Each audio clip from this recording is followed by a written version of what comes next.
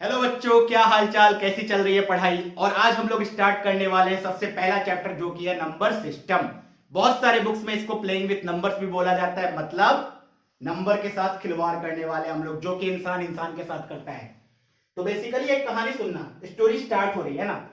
हुआ क्या कि जब नंबर्स बनने स्टार्ट हुए, बहुत सारे नंबर्स बने, बहुत सारे अलग अलग तरीके के नंबर बने। तो नंबर का कोई एक बाप था, और उस बाप का नाम कौन बोला गया कि ये जो बाप है इसका नाम रहेगा रियल नंबर। रियल नंबर का मतलब क्या है कि रियल में ये एग्जिस्ट करता है और दिखता भी है। अच्छा, आंखों से दिखता है नंबर। हाँ, अभी देखो रियल नंबर जब एक फैमिली बना, ये बहुत ही बड़ा इसका फैमिली था। अब फैमिली में अलग अलग टाइप के लोग थे, बहुत ही अलग अलग टाइप के, अलग अलग प्रॉपर्टी शो करने वाले। तो क्या हुआ, फैमिली में झगड़ा होना स्टार्ट हो गया। और जब झगड़ा होता है फैमिली का तो क्या होता है, पार्टीशन। तो क्या हो गया, रियल नंबर का हम लोग पार्टीशन करना स्टार्ट किए। तो लोगों ने बोला कि सोचो यार, किसी से तुम पूछते हो कि भाई काउंटिंग सुना या नंबर्स बता, तो वो बोलता क्या है, वो बोलता है 1 2 3 4 5 6 7। अच्छा, तो ये जो 1 2 3 4 5 6 7 हमारे नेचुरली दिमाग में आता है, इस चीज को हमने नाम दे दिया नेचुरल नंबर। ओके, तो हमारा जो सबसे पहले क्लासिफिकेशन हुआ वो हुआ natural number. Natural number, okay. तो अब ये नेचुरल नंबर है। नेचुरल नंबर में क्या क्या आएंगे, तो बोला गया जो भी काउंटिंग नंबर्स है वो सारे के सारे नेचुरल नंबर्स हैं। That is 1 2 3 4 5 6 7 8 9।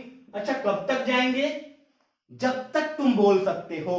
करोड़ बोल दो, अरब बोल दो, कुछ भी बोल दो, 10 to the power 100 बोल दो, वो भी एक नेचुरल नंबर है। अच्छा, तो इसका कोई भी अंत नहीं है, नहीं, ये चलता जाएगा, इसलिए इसको बोल दिया गया dot dot dot.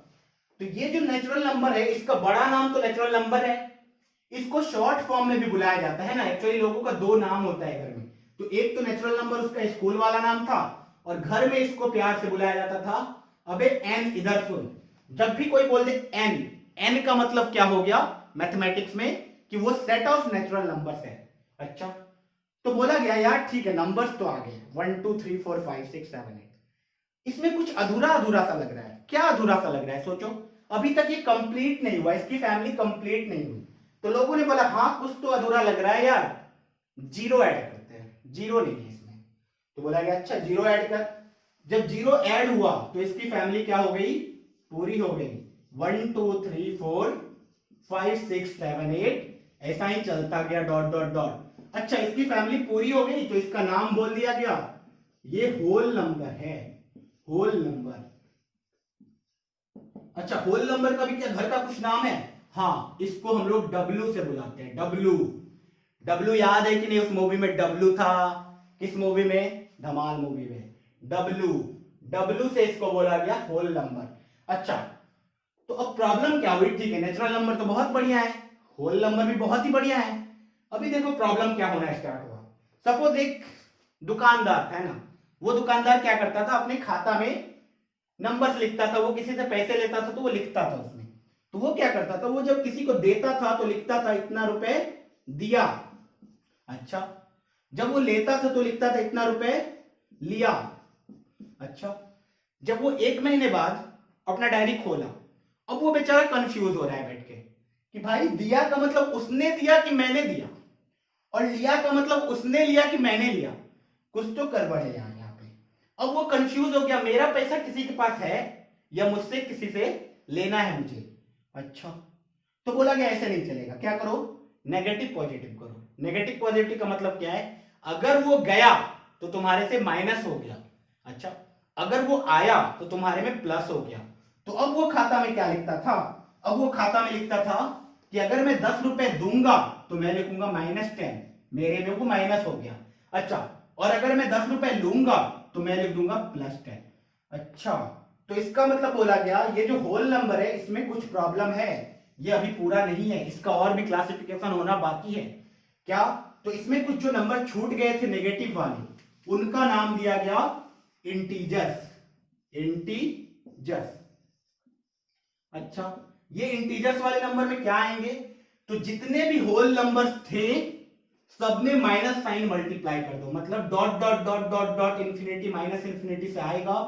Suppose -5 -4 -3 -2 -1 0 1 2 3 4 5 6 dot dot dot. अच्छा, ये जो नंबर्स बने इनको बोला गया इंटीजर्स। अच्छा, इंटीजर का भी कुछ शॉर्ट फॉर्म होता है क्या? हाँ होता है, बिल्कुल होता है। बहुत सारे बुक में देखोगे तुम इसको आई से बोलेगा और बहुत सारे बुक में देखोगे तुम जेड से बोलेगा, जेड। अच्छा, कहीं भी जेड या जी बोलते हैं लोग आजकल, तो ये दिखा तो तुम बोल देना ये इंटीजर्स है, ये आई दिखा तो तुम बोल देना ये इंटीजर्स है। ओके, अब इंटीजर्स की फैमिली तो बहुत ही बड़ी हो गई, बिल्कुल ही देखने में बहुत ही बढ़िया लग रहा है, लेकिन इसके फैमिली में प्रॉब्लम होना स्टार्ट हुआ। क्या प्रॉब्लम? कुछ लोग नेगेटिव थिंकिंग के लोग थे, कुछ लोग पॉजिटिव थिंकिंग के लोग थे और कुछ लोग न्यूट्रल भी थे। मतलब क्या है? मतलब ये है कि जिसके आगे प्लस लगा हुआ था, तो ये सारे जो नंबर्स थे ये कैसे थे? पॉजिटिव थिंकिंग के। अच्छा, और इधर जो नंबर्स थे वो कैसे थे? नेगेटिव थिंकिंग के। तो इनको बोल दिया गया these are positive, plus VE का मतलब है पॉजिटिव, शॉर्ट फॉर्म में मैंने लिखा था पॉजिटिव, पॉजिटिव इंटीजर्स। ओके, अच्छा, और ये सारे लोग जो है ये कौन है? Negative integers, negative integers. अच्छा, ये नेगेटिव इंटीजर, ये पॉजिटिव इंटीजर। अब जीरो बोला आपने तो डिवीजन कर लिया अपना नेगेटिव पॉजिटिव में। मैं तो न्यूट्रल था, तो क्या मैं किसी में नहीं रहूंगा? तो सबने बोला अच्छा अच्छा अच्छा, जीरो के बच्चे को तो कुछ तो करना पड़ेगा। तो उन्होंने फिर से डिसाइड किया, यार जीरो को लेना है, क्या करते, एक काम कर, तो एक काम कर, जितने भी इंटीजर्स हैं उसमें नेगेटिव इंटीजर को हटा दे।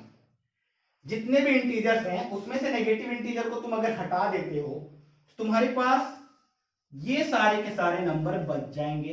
अच्छा, तो ये सारे के सारे नंबर्स को क्या नाम दोगे? तो बोला गया इनको नाम दो ना। बहुत ही बढ़िया, क्या? इंटीजर्स में नेगेटिव नहीं है, मतलब नॉन नेगेटिव इंटीजर्स। अच्छा, तो इन सारे नंबर्स को क्या बोला गया? Non negative integers. ओके, अब बोला गया नॉन नेगेटिव क्यों? फैमिली से पॉजिटिव को हटाओ, पॉजिटिव को हटाओ, नेगेटिव वाले नहीं हटेंगे। तो बोला गया अच्छा ले भाई, तू भी ले। तू जो आ गया तो तुम्हें बोल दिया गया नॉन पॉजिटिव इंटीजर। अगर मैं इस फैमिली में से पॉजिटिव इंटीजर्स को हटा देता हूं तो क्या बन जाएगा? Non positive integers. अच्छा, क्या नेगेटिव इंटीजर्स का भी कोई रिप्रेजेंटेशन है? बोलेंगे हाँ। z को ऊपर माइनस लगा दो, मतलब अपने आप हो गया इंटीजर्स जो कि नेगेटिव है। अच्छा, पॉजिटिव इंटीजर को फिर क्या लिख पाएंगे? z के ऊपर प्लस लगा दो। ऐसे जो नंबर्स होंगे वो कौन होंगे? Positive integer. तो क्या इसी तरीके से नॉन नेगेटिव और नॉन पॉजिटिव का भी नाम है? बोलेंगे नाम तो स्पेसिफिकली कुछ नहीं है, लेकिन तुम इसको ऐसे बोल सकते हो कि इंटीजर्स में से किसको हटा दिया गया? इंटीजर्स में से नेगेटिव वाले को हटा दिया गया, that is z minus z minus. अच्छा, नॉन पॉजिटिव को फिर क्या लिखेंगे? तो बोलेंगे पूरे के पूरे इंटीजर्स में से किसको हटा दिया गया? z प्लस वाले नंबर को हटा दिया गया। तो ये सारे हो गए नॉन पॉजिटिव इंटीजर्स। अब इन नंबर्स को ध्यान से देखो। जब तुम ध्यान से देखोगे ये जो नॉन नेगेटिव इंटीजर्स है उसमें क्या क्या आ रहे हैं? 0 1 2 3 4 5 6 डॉट डॉट डॉट, इसी तरीके से ये सारे नंबर तो हमने अभी तुरंत ही पढ़े हैं। कहा? होल नंबर में। अच्छा, मतलब कि whole number is same as non negative integers. Okay, मतलब क्या है? W is same as Z minus.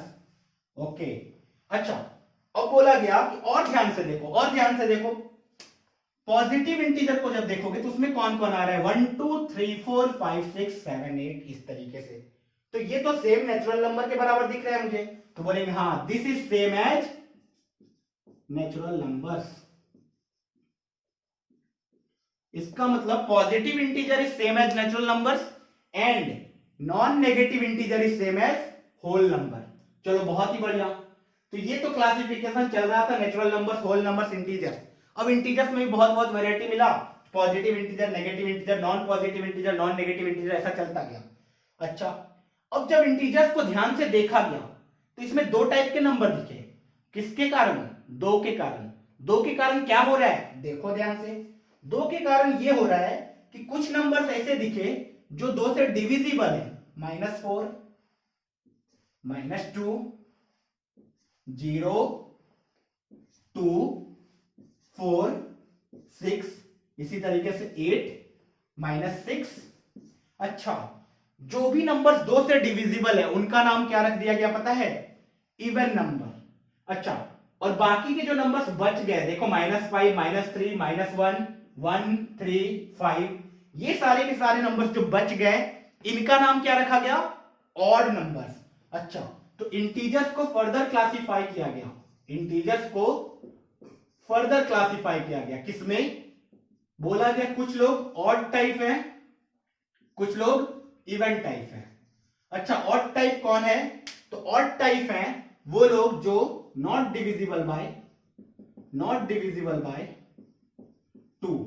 अच्छा, जिनका जोड़ा नहीं बन सकता बेसिकली। अच्छा, एंड इवन नंबर्स कौन है? Divisible by 2। ओके, मतलब जो जो जोड़ा पेयर बना लेंगे, दो के मल्टीपल में आ जाएंगे, उनको इवन बोल देंगे, वो लोग अच्छे टाइप के हो गए। ऑड का मतलब क्या होता है? जो अलग अलग रहता है, मतलब कि जो कि दो के जोड़े में नहीं आ पाएंगे, नॉट डिविजिबल बाय 2, तो उनका नाम रख गया ऑड नंबर्स। अच्छा, ये तो क्लासिफिकेशन चलता रहा, इसी तरीके से चलता रहा। फैमिली में क्या हो गया? पार्टीशन होता रहा। अब बोला गया नेचुरल नंबर्स को भी ध्यान से देखो।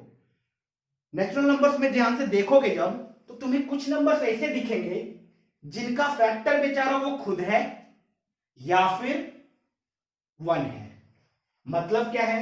मतलब ये है, चलो तुम 3 को देखो, कोई तुमसे पूछे 3 का फैक्टराइजेशन करो, मतलब इनका फैक्टर निकालो, तो तुम क्या बोलोगे? या तो 1 या फिर 3, इसके अलावा कोई फैक्टर है क्या? नहीं है। अच्छा, 4 को देख के देखते हैं, 4 के कितने फैक्टर्स आएंगे? मैं बोलूंगा एक तो 1 आएगा। 1 तो बेसिकली सबका फैक्टर होता है ना, एक तो 1 आएगा, और नंबर खुद का फैक्टर तो होता ही है, तो एक तो 4 आएगा, लेकिन साथ में देखो 2 भी आ जाएगा, 2 भी 4 का फैक्टर है।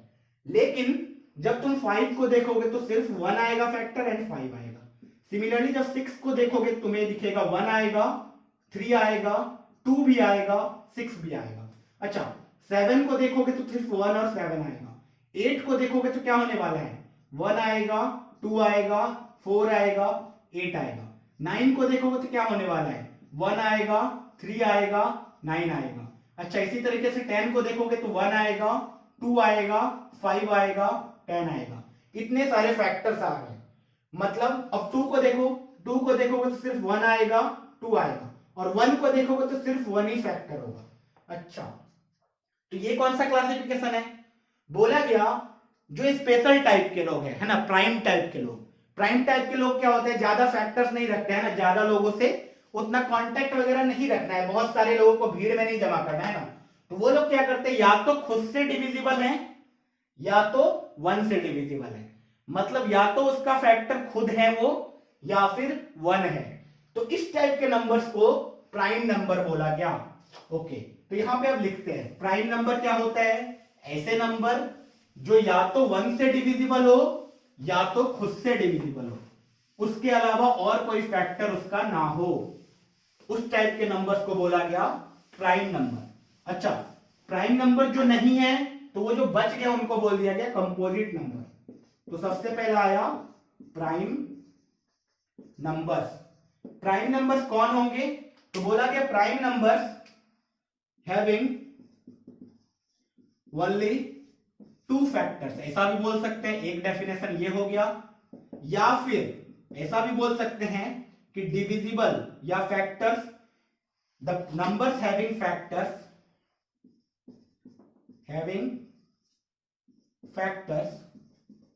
1 and the number itself। या तो 1 उसका फैक्टर हो या तो नंबर इटसेल्फ। ये किस टाइप के नंबर से? प्राइम नंबर से। एग्जांपल दे दो तो मैं बोलूंगा सबसे पहला प्राइम नंबर आएगा 2, दूसरा आएगा 3, उसके बाद 5, देन 7, देन 11, 11 के बाद 13, 13 के बाद 17, 17 के बाद जाओगे तो 23, 23 के बाद आएगा 29, 29 के बाद 31, ऐसा ही चलता जाएगा। ओके, तो ये सारे नंबर्स कैसे हैं? प्राइम नंबर है, प्राइम नंबर्स। तो इस प्राइम नंबर्स को जब ध्यान से देखोगे तो इसमें 2 ही एक ऐसा प्राइम नंबर है जो कि इवन है, तो इसीलिए इसका नाम बोल दिया गया इवन प्राइम। अच्छा, इसके अलावा दुनिया में जितने भी प्राइम नंबर एग्जिस्ट करेंगे, इसके अलावा जितने भी प्राइम नंबर एग्जिस्ट करेंगे, वो सारे के सारे कैसे होंगे? ऑड होंगे। तो उनका नाम क्या बोल दिया? Odd prime numbers. अच्छा, इसका मतलब क्या है कि दुनिया में जितने भी प्राइम नंबर एग्जिस्ट करते हैं उसमें एक 2 अकेला है जो कि इवन प्राइम नंबर है, बाकी सब के सब ऑड हैं। अच्छा, तो वो अगर तुम्हारे सामने एक इवन नंबर लाके रख दे, पूछ दे ये प्राइम है या नहीं, तो तुम तुरंत बोल दोगे नहीं। अगर 2 रहता सिर्फ तो प्राइम होता, 2 के अलावा बाकी सारे जितने भी प्राइम नंबर है वो ऑड है। अच्छा, इन प्राइम नंबर्स के अलावा जो बच गए नेचुरल नंबर में उसको बोल दिया गया कंपोजिट नंबर। तो उसको भी लिख ही लेते हैं ना, this is composite number.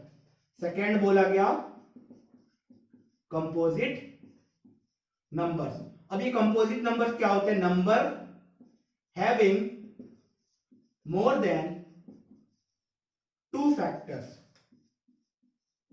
Okay, इनको बोल दिया गया कंपोजिट नंबर। जो भी प्राइम नहीं है वो कंपोजिट है। चलो, ये तो हो गया डेफिनेशन। अब इनके बाद बोला गया जब ये फैमिली बन रही थी तो इसमें कुछ कुछ पेयर ऐसे निकले, कुछ कुछ पेयर ऐसे निकले जिनका कॉमन फैक्टर देखा गया तो या तो सिर्फ 1 था, सिर्फ 1 कॉमन फैक्टर आ रहा था। अच्छा, मतलब क्या समझ में नहीं आया? मतलब ये कि सपोज मेरे पास मैंने एक पेयर ऑफ नंबर्स लिया, मतलब मैंने सपोज 2 नंबर्स को पकड़ा एक ब्रैकेट में 3 और 5। अच्छा, 3 और 5 में क्या होने वाला है? जब तुम 3 का फैक्टर निकालोगे क्या आएगा? 1,3। और 5 का फैक्टर निकालोगे तो क्या आएगा? 1,5। अच्छा बताओ, इन दोनों के फैक्टर्स को देखोगे तो कौन सा फैक्टर कॉमन है दोनों में? मैं बोलूंगा सिर्फ 1। तो इस टाइप के जो भी पेयर्स हैं उनका नाम दे दिया गया को प्राइम नंबर्स। को प्राइम मतलब रिलेटिवली प्राइम, एक दूसरे से रिलेटिव में प्राइम है। मतलब 3 और 5 प्राइम है, तुम जितने भी 2 प्राइम नंबर्स का पेयर लोगे वो हमेशा को प्राइम होंगे। लेकिन कितनी बार ऐसा होगा कि तुम 2 कंपोजिट नंबर लोगे वो भी को प्राइम होंगे। मतलब देखो, एक एग्जांपल लेते हैं। सपोज तुमने एक नंबर उठाया 16 एंड दूसरा नंबर उठाया 25।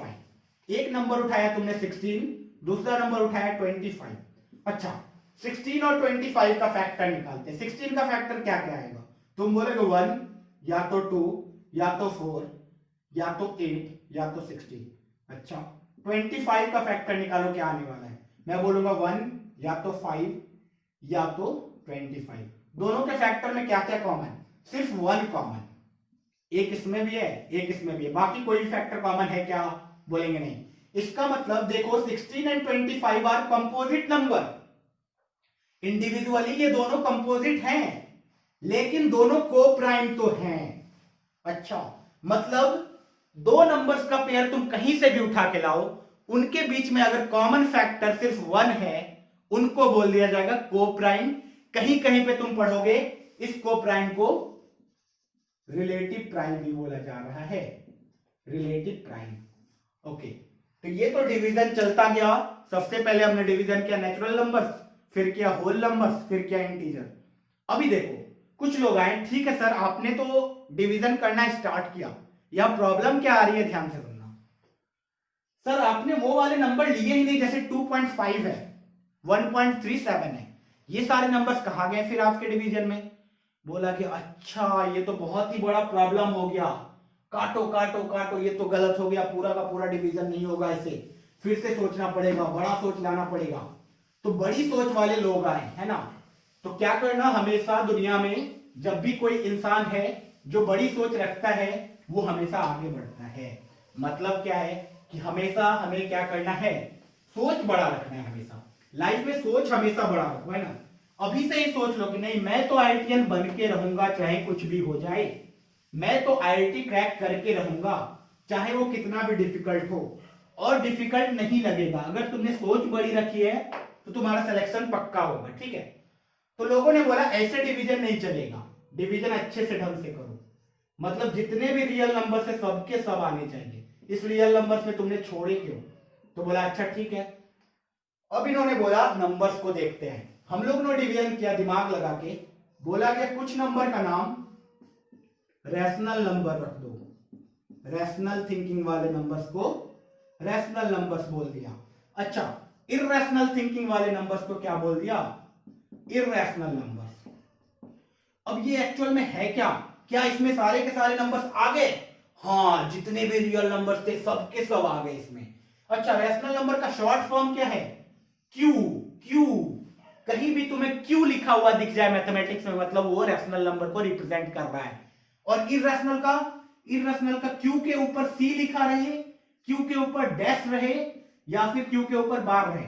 ये बार है, ये डैश है ना, ये तीनों में से कुछ भी लिखा रहे वो अपने आप इररैशनल हो जाएगा। अच्छा, रियल नंबर का शॉर्ट फॉर्म क्या? आर। आर अगर लिखा हुआ है इसका मतलब वो रियल नंबर है। ओके, तो अब ये रैशनल नंबर की खास बात क्या है? रैशनल नंबर की खास बात ये है कि जो भी नंबर्स P अपॉन क्यू के फॉर्म में लिखे जा सकते हैं, P अपॉन क्यू के फॉर्म में लिखे जा सकते हैं, उनको बोल दिया रैशनल नंबर। तो P और Q के बारे में बताओ। P और Q के बारे में एक बात याद रखना तुम, Q is not equal to zero. Q कभी जीरो नहीं हो सकता। ये कंडीशन क्यों आया? क्योंकि हम लोग किसी भी नंबर को जीरो से डिवाइड नहीं कर सकते। अच्छा, साथ में और क्या कंडीशन है? P comma Q are integers. अच्छा, इससे सारे नंबर्स आ जाएंगे क्या? हाँ, देखना, P और Q दोनों के दोनों अगर इंटीजर हैं और Q अगर नॉट इक्वल टू जीरो है तो उसको बोलेंगे रैशनल नंबर। ओके, तो एग्जांपल देके दिखाओ। एग्जांपल लेना हमने स्टार्ट किया। सोचो, जब हमने एग्जांपल लेना स्टार्ट किया तो किसी ने लिखा 1/3, क्या ये रैशनल नंबर है? बोलेंगे हाँ। किसी ने लिखा 3/5, क्या ये रैशनल नंबर है? बोलेंगे हाँ। अच्छा बताओ, क्या जीरो रैशनल नंबर है? बोलेंगे हाँ यार, जीरो रैशनल नंबर है। क्यों? क्योंकि zero upon anything non zero जो कि वो हमेशा जीरो आता है, मतलब zero can always be written in the form of b/q। अच्छा, इसका मतलब ये हुआ कि जितने भी इंटीजर्स थे वो सारे के सारे रैशनल नंबर होंगे। हाँ, मतलब सपोज तुमने 2 लिख दिया, क्या 2 रैशनल नंबर है? बोलेंगे हाँ। 2/1 लिख दो, 1 तो हमेशा लिख ही सकते हैं। अच्छा, -7 लिख दिया, क्या ये रैशनल नंबर है? बोलेंगे हाँ, ऊपर से डिवाइड कर दो 1। ओके, अच्छा 17 लिख दिया, क्या रैशनल नंबर है? बोलेंगे हाँ, 17/1 लिख दो। ओके, क्या 17/19785 रैशनल नंबर है? बोलेंगे हाँ, रैशनल नंबर है। अच्छा, तो मतलब इस टाइप के नंबर जो होते हैं P/Q के फॉर्म में उनको रैशनल नंबर बोला जाता है। हाँ, लेकिन इररेशनल क्या है? फिर देखते हैं इररेशनल क्या है। तो बोला गया जो भी नंबर्स P/Q के फॉर्म में रिप्रेजेंट नहीं किए जा सकते उनको हम लोग क्या बोलेंगे? irrational numbers which can't be represented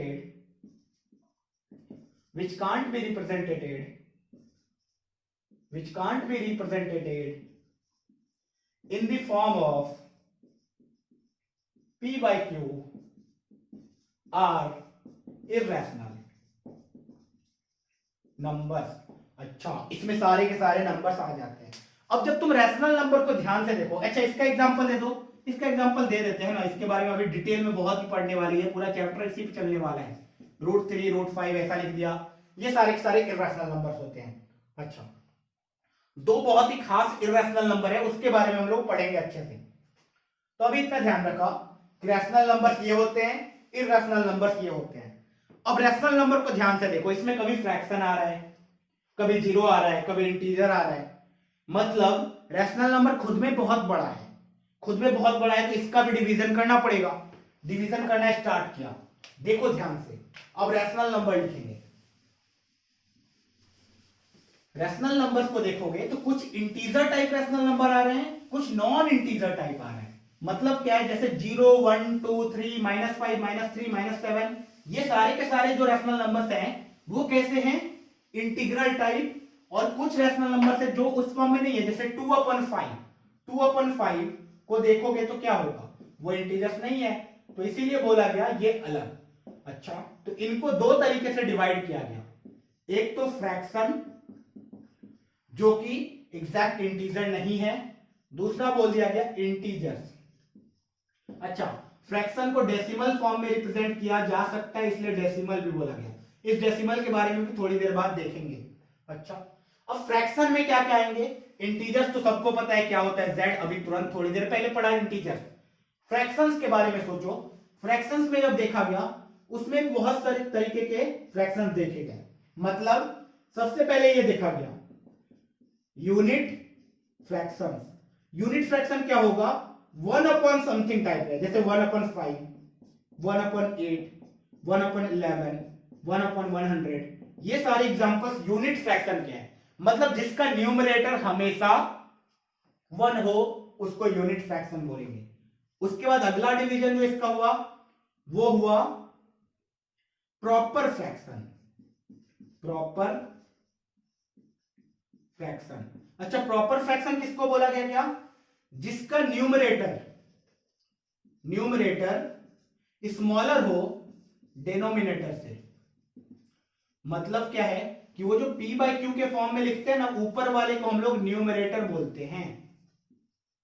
अच्छा, और नीचे वाले को डिनोमिनेटर बोलते हैं। तो जिसका भी ऊपर वाला चीज छोटा हो नीचे वाले चीज से, वो अपने आप प्रॉपर फ्रैक्शन में आ गया। इसका मतलब यूनिट फ्रैक्शन एक खुद प्रॉपर फ्रैक्शन है।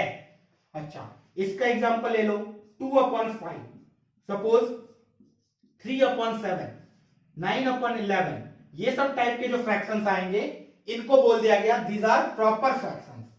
अगला क्या होगा फिर? प्रॉपर आ ही गया है तो इम्प्रॉपर फ्रैक्शंस। इम्प्रॉपर फ्रैक्शन में क्या होने वाला है? देखो, जिसका न्यूमरेटर, एनआर से मतलब न्यूमरेटर, ग्रेटर हो जाए डिनोमिनेटर से। अच्छा, वो सारे फ्रैक्शन जिसके न्यूमरेटर बड़े हैं डिनोमिनेटर से, उनको बोल दिया गया इम्प्रॉपर फ्रैक्शन। जैसे कि सपोज 5/2, जैसे कि सपोज 11/3, जैसे कि सपोज 11/7, इस टाइप के जो फ्रैक्शंस आए इनको इम्प्रॉपर फ्रैक्शंस बोल दिया गया। कुछ जो नंबर्स आए उनको मिक्स्ड फ्रैक्शन भी बोला गया, मिक्स्ड फ्रैक्शंस। अब मिक्स्ड फ्रैक्शंस में क्या आ रहे हैं? मिक्स्ड फ्रैक्शंस में तुम्हें इंटीजर्स भी देखने, जैसे ऐसा लिखा रहेगा 1/1/3। अच्छा, ये 1/1/3 बेसिकली क्या है? तो तुम इसको लिख सकते हो 3 × 1, 3 + 1, 3 + 1/3, दैट इज 4/3। अच्छा, तो ये तो खुद में एक इम्प्रॉपर फ्रैक्शन है। अच्छा, तो जो यूनिट फ्रैक्शन पढ़ा वो क्या है? Proper fraction. जो मिक्स्ड फ्रैक्शन पढ़ा वो ऑलरेडी क्या है? Improper fraction. मतलब बेसिकली फ्रैक्शन कितने पार्ट में डिवाइड हो सकता था? प्रॉपर फ्रैक्शन या फिर इम्प्रॉपर फ्रैक्शन। अच्छा, मिक्स्ड फ्रैक्शंस के और एग्जांपल्स लेके दिखाओ। देखो ऐसा 2, 5/7, ये बेसिकली कितना लिखा हुआ है? 7 × 2, 14, 14 + 5, 19, so this is 19/7। अच्छा, तो ये सारे आ गए मिक्स्ड फ्रैक्शंस। तो हमने फ्रैक्शंस देख ही लिया। अब आपने कुछ बोला था डेसिमल टाइप। डेसिमल क्या होता है? अब डेसिमल को ध्यान से देखना। डेसिमल के बारे में देखो। डेसिमल बहुत ही प्यारा कॉन्सेप्ट है। डेसिमल क्या होता है समझो। डेसिमल बेसिकली होता है समथिंग पॉइंट समथिंग। सपोज किसी ने लिख दिया 2.25, तो ये जो पॉइंट आ गया बेसिकली ये डेसिमल को रिप्रेजेंट करता है। अच्छा, ये डेसिमल तो बहुत सारे तरीके के हो सकते हैं। कैसे? बता के दिखाओ। सपोज किसी ने लिखा 3.721, ये भी एक डेसिमल है। अच्छा, किसी ने सपोज ऐसा लिखा 1/3 को जब डेसिमल में कन्वर्ट करोगे सोचो क्या आएगा? 0.3333333 डॉट डॉट डॉट चलता जाएगा। अच्छा, ये तो एंड ही नहीं हो रहा है डेसिमल। ओके, ये भी डेसिमल है। हाँ, सपोज ऐसा हो जाए 1.444444 डॉट डॉट डॉट, ऐसे आ जाए 1.2525252525 डॉट डॉट डॉट, ये चलता जा रहा है। अच्छा, ये भी डेसिमल है। नेक्स्ट देखो कुछ ऐसे डेसिमल जो सपोज ऐसे है 3.1478965413381257 डॉट डॉट ऐसा कुछ भी चलता जाना रैंडम। अच्छा ये भी डेसिमल्स है। तो इन तीनों डेसिमल में बेसिकली डिफरेंस क्या है, तो तुम ध्यान से देखो, ये वाला डेसिमल पॉइंट के बाद कुछ नंबर्स के बाद खत्म हो गया, ये वाला डेसिमल पॉइंट के बाद खत्म नहीं हुआ लेकिन एक ही चीज को बार बार रिपीट कर रहा है। और इस वाले डेसिमल को देखोगे तो ये तो पता नहीं क्या रिपीट हो रहा है। अच्छा तो जो खत्म हो गया उसको बोला गया टर्मिनेटिंग डेसिमल, मतलब टर्मिनेट हो गया। जो खत्म नहीं हुआ जैसे कि ये इन सबको क्या बोला गया, नॉन टर्मिनेटिंग डेसिमल। अब नॉन टर्मिनेटिंग डेसिमल भी दो तरीके के आ गए, कैसे, तो टर्मिनेटिंग तो बहुत ही सिंपल था, तो हमने बोला डेसिमल को ऐसे कर दो, लिख लो पहले, डेसिमल इज टर्मिनेटिंग डेसिमल, जो कि एग्जांपल ये वाला। नेक्स्ट क्या आया, बोलेंगे नॉन टर्मिनेटिंग। लेकिन जब नॉन टर्मिनेटिंग में गए तो दो मुझे दिखा, क्या दो दिखा, एक नॉन टर्मिनेटिंग के साथ साथ रिपीटिंग है लेकिन एक नॉन रिपीटिंग है। अच्छा तो बेसिकली हमें क्या दिखा कि तीन टाइप के डेसिमल होंगे, एक होंगे टर्मिनेटिंग डेसिमल जो कि टर्मिनेट हो जाएगा, एक होगा non terminating repeating decimal and एक होगा non terminating non repeating decimal. तो इसका फायदा क्या है, तो फायदा ये है, देखना कि जब रेशनल नंबर और इरेशनल नंबर को क्लासिफाई करते हैं हम लोग, तो रेशनल नंबर में कौन कौन आएंगे, तो मैंने बोल दिया रेशनल नंबर में रखा गया टर्मिनेटिंग डेसिमल को, टर्मिनेटिंग डेसिमल या फिर non terminating and repeating, non terminating and repeating decimal. Rational number में टर्मिनेटिंग डेसिमल वाले को रखा गया, नॉन टर्मिनेटिंग एंड रिपीटिंग वाले को रखा गया। तो फिर ये नॉन टर्मिनेटिंग नॉन रिपीटिंग वाले को कहां रखा गया, इनको रखा गया इर्रेशनल नंबर में।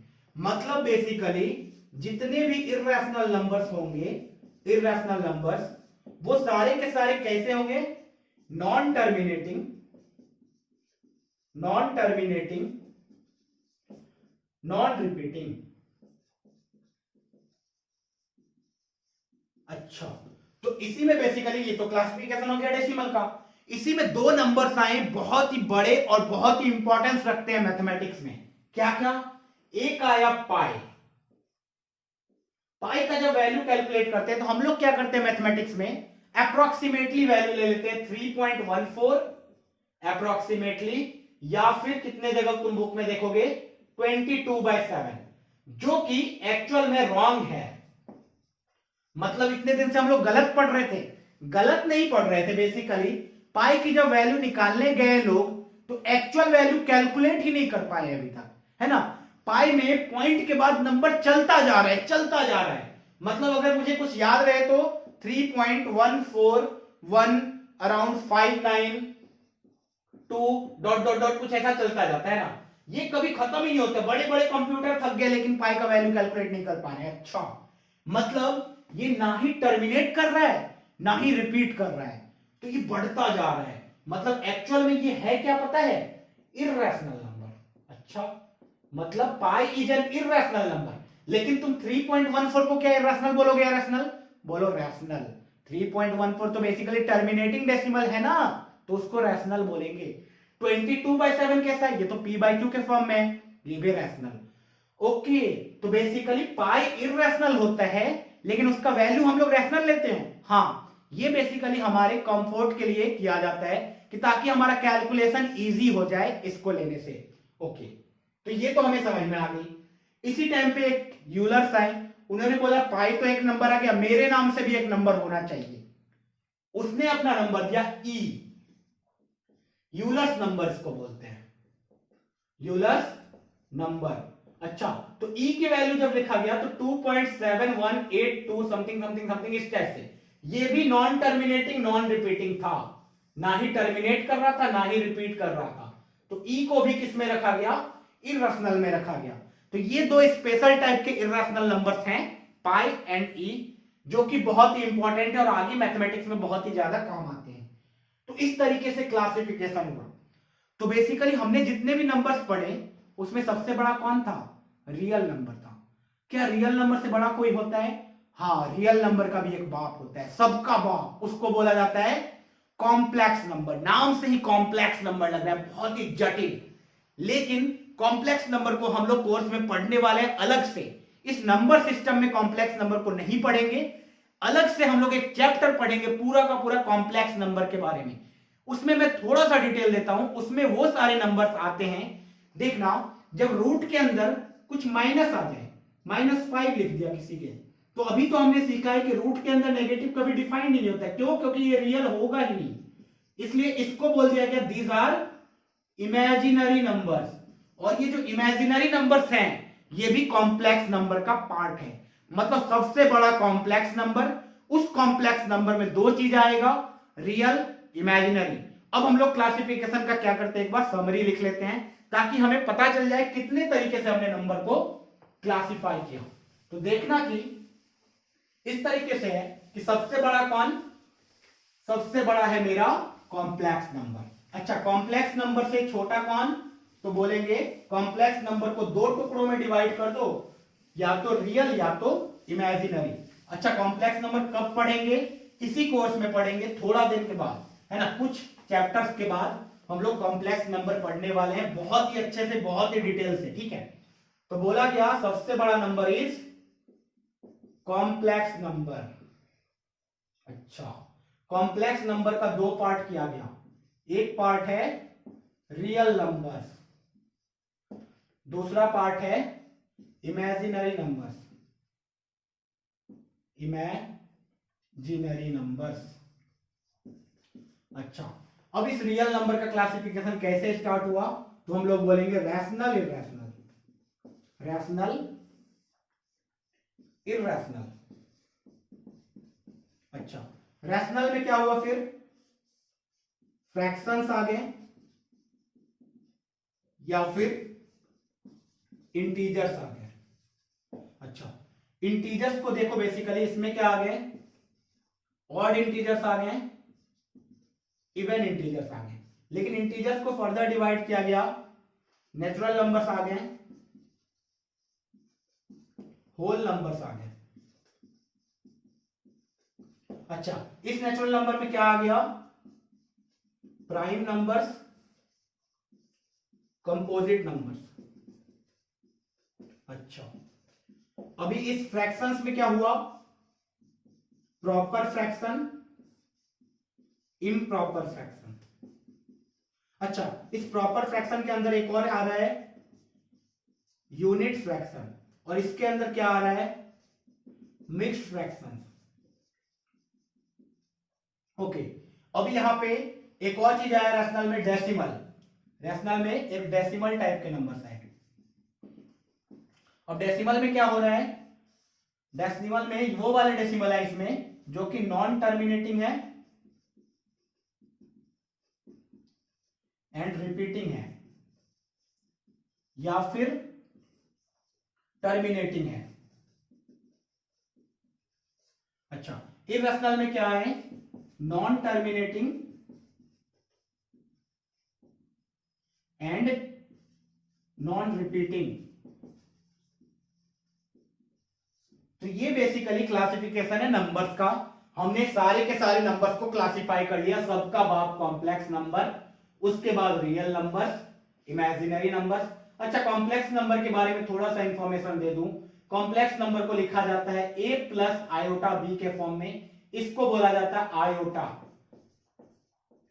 इसको बहुत ही डिटेल में पढ़ने वाले हैं इस चैप्टर को, कॉम्प्लेक्स नंबर। अब ये जो होता है ये रियल पार्ट होता है, अगर इमेजिनरी वाला पार्ट 0 हो गया तो बचेगा सिर्फ रियल नंबर, और अगर रियल वाला पार्ट 0 हो गया तो बचेगा सिर्फ इमेजिनरी नंबर।